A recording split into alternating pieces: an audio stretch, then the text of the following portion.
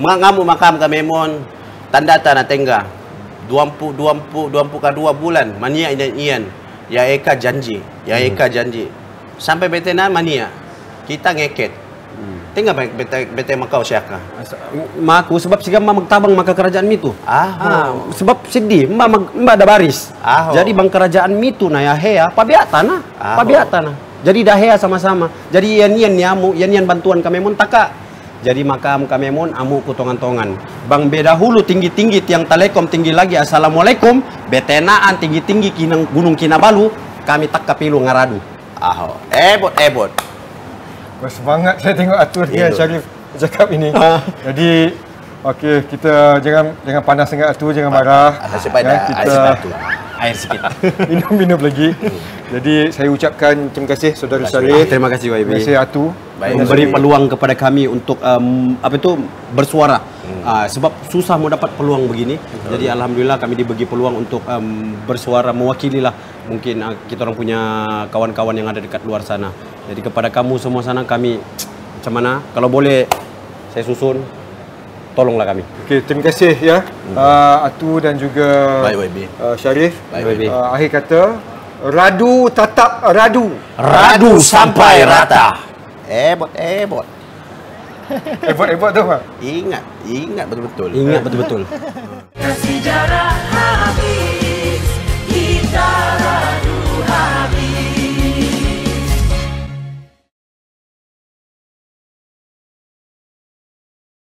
Macam mana agaknya bantuan yang diberikan oleh Kerajaan Negeri Sabah kepada rakyat di Sabah? Sebelum ni, terus terang saya cakap sebelum ni masa kita jadi artis pun saya punya mak saya ibu tunggal.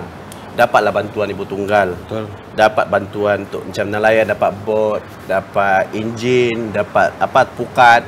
Tapi bila bertukar, semua benda itu dia tarik dengan alasan yang mungkin kalau dipikir logik akal dia cakap kita orang sudah artis kita sudah ikam sendiri saya cakap itu bukan alasan sebab yang bantuan ibu tunggal itu memang khas untuk ibu tunggal betul bukan sebab alasan kami dapat duit sebab kita orang pun di KL ni pun ada tanggungan juga macam saya setiap bulan saya bagi dengan mak saya setiap bulan saya kirim tapi bila pasal bantuan dia bagi tahu bantuan ditarik kalau saya nak bising pun tak boleh juga sebab ialah benda sudah jadi. Tapi kenapa masa tukar kerajaan benda itu nampak sudah terang dia tarik. Saya tidak tahulah kalau ada orang ada macam tidak puas hati dengan kita. Tapi itulah saya cakap saya kecewa lah. Bayangkan saya pun kena tak tahu lagi orang lain macam mana. Orang lain yang income dia bergantung dengan benda tu. Betul yang mengharap. Sebab yang kerajaan sebelum ni dia yang bagi.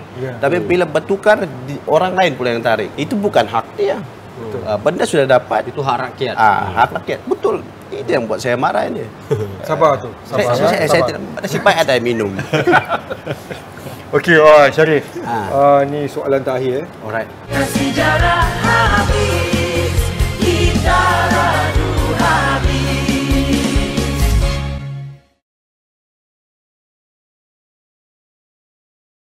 Selepas pilihan raya umum, Kerajaan Pakatan Harapan memerintah di Sabah sampai hari ini. Apa senario di sana sekarang ini semasa Kerajaan Pakatan Harapan memerintah?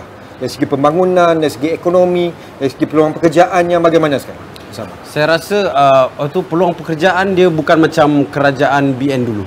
Ramai yang kita tengok macam yang saya cakap tadi YB, banyak peluang pekerjaan sebenarnya yang ada dekat Sabah. Tapi orang-orang Sabah still memilih untuk datang ke Semenanjung bekerja.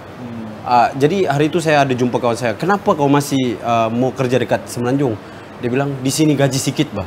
Gaji sikit. Lepas itu kita sampai bila kita mau kerja begini. Jadi apa kata kita cuba explore dekat Semenanjung. Kita bekerja dekat sana. Dia cakap, kenapa kau tidak kerja dekat sini? Di sini banyak macam-macam boleh buat. Macam-macam pun kita boleh buat. Kalau tiada kemudahan yang diberi oleh kerajaan baru, macam mana kita nak bekerja? Itu yang saya dapat daripada kawan-kawan semua. Sejarah habis kita radu habis.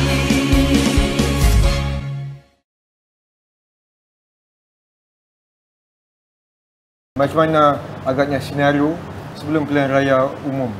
Tidak payah mengambil contoh jauh. Macam contoh orang baru bercinta lah. Orang baru bercinta ni macam-macam dia janji. Benda belum dapat lagi. Tapi macam yang kerajaan sebelum ini dia janji macam-macam, janji PTPTN, kena mansuh. Benda mustahil. Kalau fikir logik akal, benda itu tidak boleh ditunaikan sebab orang yang buat pinjaman PTPTN ini, dia sudah macam orang cakap pinjam kena bayar. Tapi bila dia nak mansuhkan, saya rasa macam kalau logik akal, budak-budak pun boleh tahu benda ini tidak akan dapat ditukar. Lepas tu dia janji peluang pekerjaan. Last sekarang kita tengok masih lagi ramai yang menganggur. Saya rasa dekat Sabah tu masa dorang janji pembangunan, rasanya yang banyak bangun orang daripada tidur menunggu janji. Itu saja. Dalam janji tak ada. Sejarah habis, kita lalu habis.